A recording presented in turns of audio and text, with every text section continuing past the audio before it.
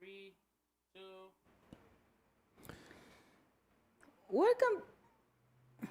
Welcome back again, Tom's Radio Toronto. My name is Josie, and we have Bori with us here. DJ Owen, tuweke ile ramani original ya Africa. Okay, viewers, this is the original. It's the original map of Africa. Now you can see how Africa is big. This is what really Bori means, that he wants us to think why Africa was so huge before, and today Africa has been shrinked to a very small continent in a diagram, although the reality is still Africa is big. What do you say, Bori? This is one thing, right? Second thing is, can we really track down the history of a black man in the world through this?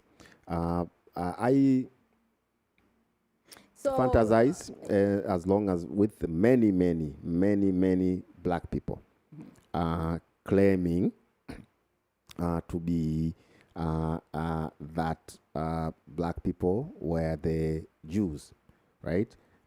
Where is the proof, right?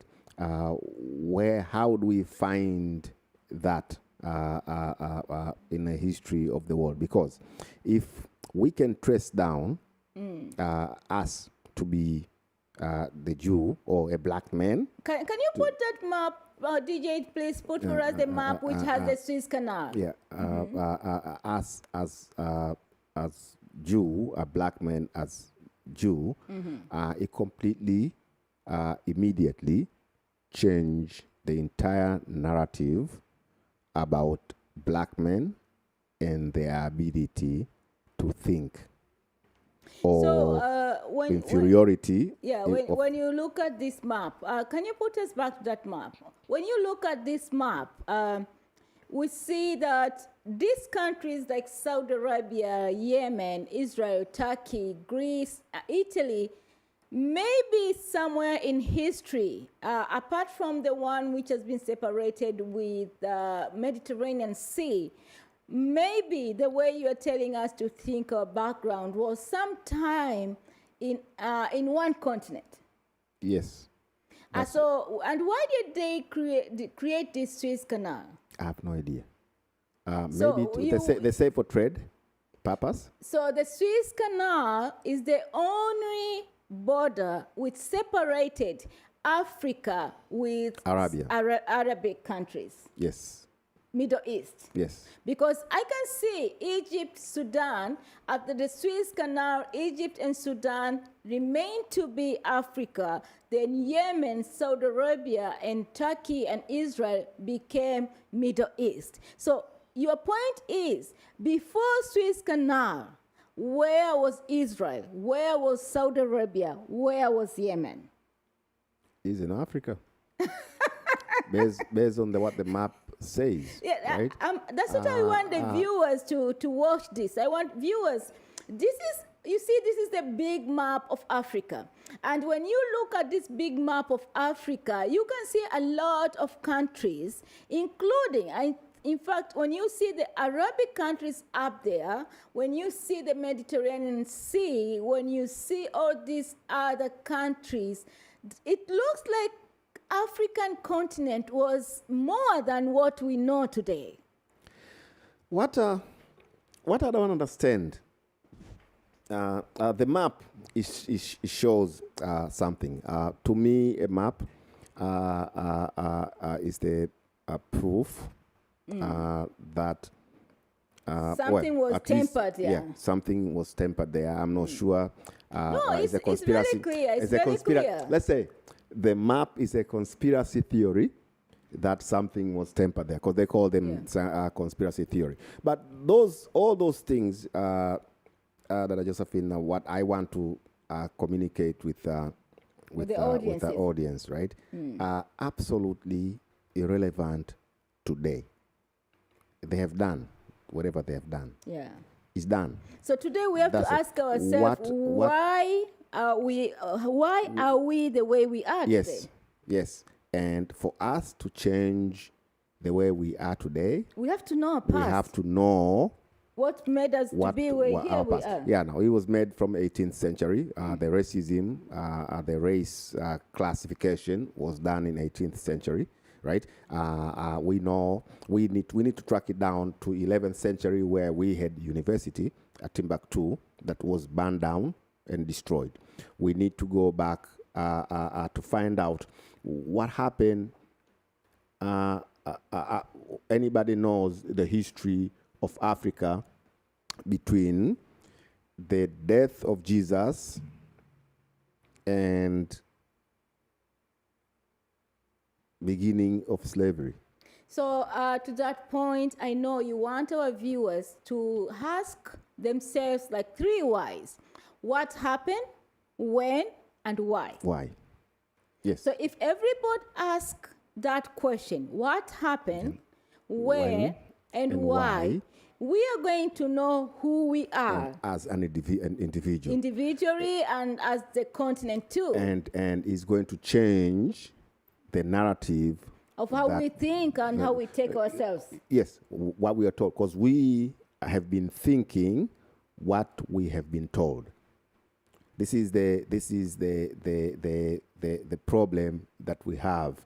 Our mind are thinking on what was told to us and completely refusing to try to understand what actually happened. I think Africans, we did not refuse to try to understand, but we were forced to engage ourselves with the foreign education. That's the reason why the colonies brought European education, brought the French education, the French history, the colonial history, and what they only want us to study or to understand in our history is about slave trade and colonialism. Yes, I and understand. not before that. Yes, I understand that. But we also know that university as Timbuktu was in 11th century, before slavery and before colonization. But they destroyed the We history. know colonization officially started after Suez Canal. Yeah, Because the Suez Canal was 1859, and these guys sat down and divided Africa in 1885.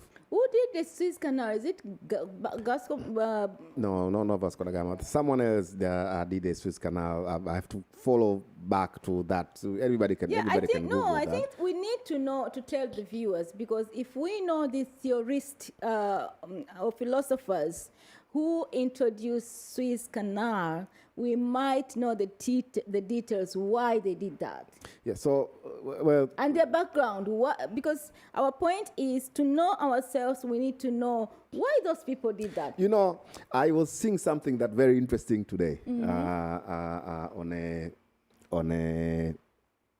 WhatsApp. Somebody was talking about education, saying how is irrelevant schooling education it is right now is out of dated. And the example they were saying that right now with the information that we have, we can get any information. The school is based on memorizing of things, but these days all you have to do, right, is to Google. You can ask Siri, and Siri will answer anything. And these are the This is the education that they are teaching us. Of course, so when you talk that's about what I'm saying. The right? system is failing us. When you ask the question, who introduced Suez Canal, is simple as Googling it, right? No, that's so what we're I'm saying. Find our answer right what now. we are going to do, we are going to connect the patterns. I think I need to print that map, the first map of the world, and we have to get the second map of the world, and then we have to get who designed Suez Canal. And we have to get who constructed Suez Canal. There you And go. why did they do that? For what purpose? So here is what it says. By 1850s, seeing an opportunity for Egypt and Ottoman Empire, which governed the country at the time, Khedive Said Pasha, who oversaw Egypt and Sudan for the Ottomans, had granted French diplomat Ferdinand de Lesseps permission to create a company to construct the Suez Canal. So this Suez is Canal was created by French. yes, Suez Canal man-made and this waterway is the connection. reason why French had an opportunity to investigate Africa and start to do the colonization or to change things the way they are today. It's a very so complicated. It's a very complicated. They're saying it was because of the trade to be able to bypass a product to Europe and thing. But No, that's, but you can't tell me Suez Canal it was easy because there was a Mediterranean Sea. They could use Mediterranean Sea. Yes, but they still say they did it for trades. That's what they're saying. So that is the narrative they give it to us. That is okay. That's irrelevant. It's done.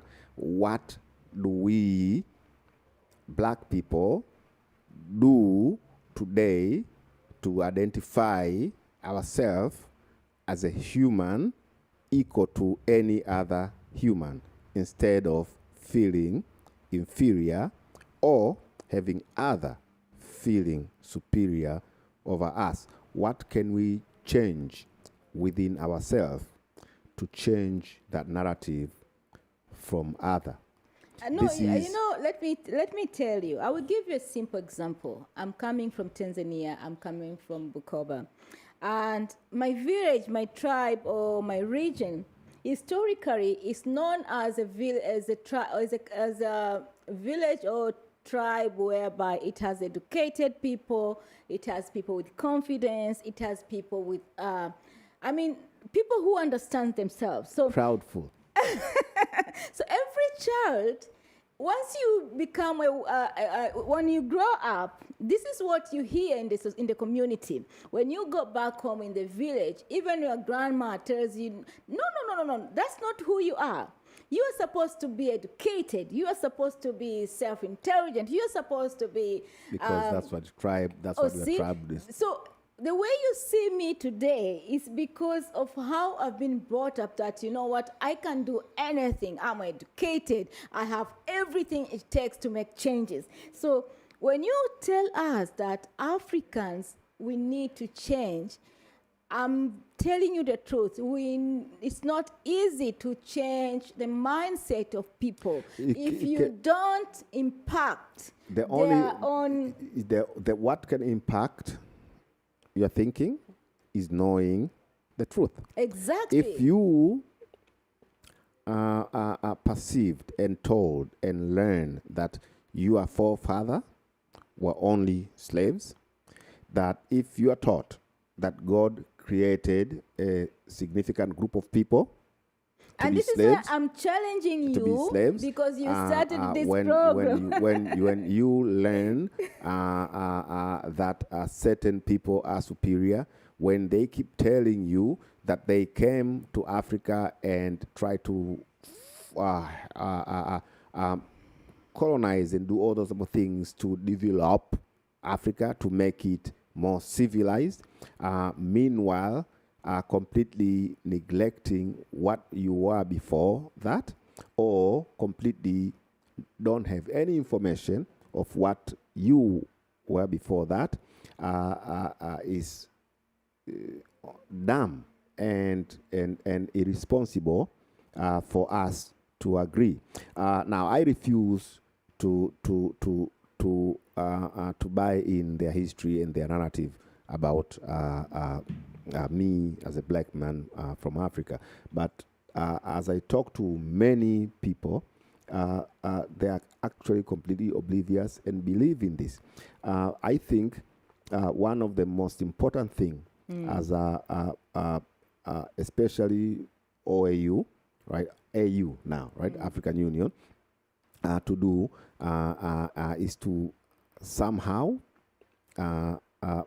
put importance on a history of an African. Believe me, Bori, they will never give us a chance to sit down and digest and think. No, nobody need to give nobody a chance. What they do is give us a flood of information, and a lot of it is just bunch of noise, right? That do not have any relevance whatsoever. And this right? is why I'm And challenging you now, because it's up to us. you decided to start this African talk. It's- So please give us this knowledge you It's- need it's- us it's to up to- digest, it's up to us, right, to digest to everything. digest and Find the truth. and remove the noise, cut off the noise from the from all this information they give us, and find where the truth. That Unfortunately, means we have to filter. We have to we filter have to everything we yes, get. Yes, we have to filter everything that we have, right?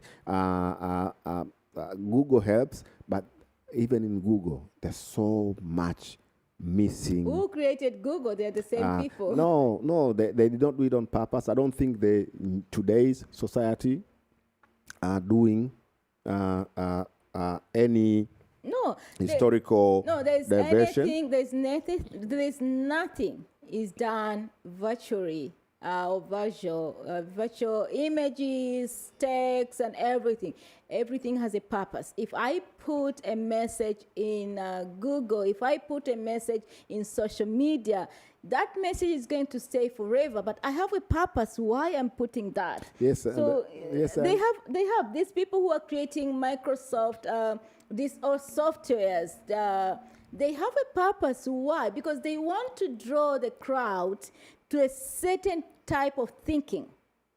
Yes, but this type of thinking, when it completely and continuously and constantly put you in less advantage, you as human need to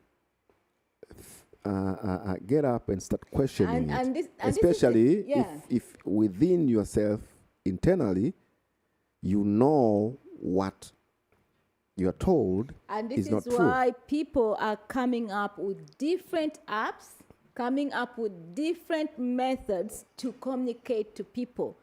It's after people like you who have found out the truth, and they decide to put things, to settle matters, to settle things together. What I'm saying is, we black people, each one of us Has a responsibility. has a responsibility to change the narrative that other human races have about us. And this is what I'm telling you, and Bori, for us to that- actually be able to do that, we need to actually believe that what have been taught to us about us is not accurate, and actually try to trace down the truth. Until 18th century, we were the civilized. Until 11th century, we were the most educated. On the 13th century, when they start burning down the Timbuktu and all of the things, we were most advanced. In my opinion,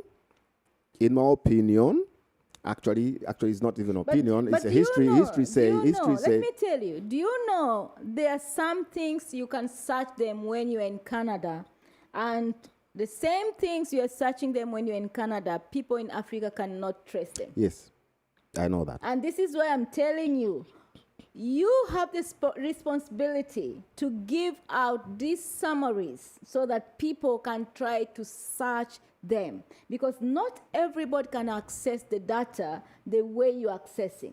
Number one reason why Africa are not developing is because they don't have access to data. They don't have access to information. They don't have access to all this stuff, because if they give us all this access, we are going to know things. That's you know what, I don't like excuses, right? And I keep saying that, right, all the time. We cannot. Yes. Because you are lucky. You are lucky to be in Canada. I understand that, but I don't like these excuses, because they save this data. They have created this data. They have created this information. They have do all of this for them. I will give you an example. And yes, I understand that. But what I'm saying is, they did it for them. That's what I'm telling you. I We- want to tell you a story. If you go to Bugando Hospital, you know Bugando Hospital was built by Germans. I was told this with one of the German lady who was there during those times. She's a she's a media person. She told me, if you go today to Bugando Hospital, somewhere in that hospital, they dug big cases with locks full of informations on the different routes in Africa, on different issues.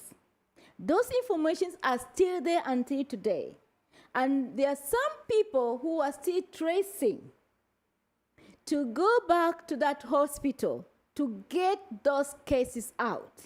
And this is the reason why sometimes we invite these investors, we invite the researchers without doing due diligence to those people. So it's not that our people don't know. I'm telling you this because I have I have proof of this information from a very prominent person who said that those informations are there, but hidden. And they're making sure no one is going to get it. Why? No, when you want So to- what I'm saying is, we Africans, why do we hide that information? It's not Africans. Who's hiding that information? Those people who put the information there. Are they in Africa? The point is Is I the will information- I is- will give you an example. Yeah, but if information, If- if information is in Bugando and is still there in Africa, why would anybody? They don't know. Yeah, why would anybody guard that information in our own country? Let me give you an example. If they know maybe they put informations in Bagamoyo, certain area, these people are watching us. So when they hear or when they know that that place is going to be developed, they will spend millions of money to invest. Possible. There's supporting history on that. We know that, for example, in Kenya, in 1950s, there was this guy who started a concentration camps and used a lot of Kikuyu people, almost like the same as the camps that he was in. They say it's almost similar to the ones that he was in a Nazi type of camps, and they did that across the world wherever they went, and they did ban a lot of documents that they had. They banned them, and in some cases they took to the sea, far away from the coast, to bury it, to destroy all those documents or whatever. What I'm saying, right? All those things that they have done, right, are not relevant to us right now. They're done. Okay, they so- have done what they did for whatever reasons they did, whatever they did. It's up to us, right, To move on. to move on and change that. It's not about fighting. It's not about creating hate. It's not about hating them, because who did that was their grandfather. Is not the people that we are living with right now. Whoever they did that was then, right? There is some continuation of this, yes, but we need to stop whatever that is lagging us behind. And in my opinion, the first thing a black man can do is to free their mind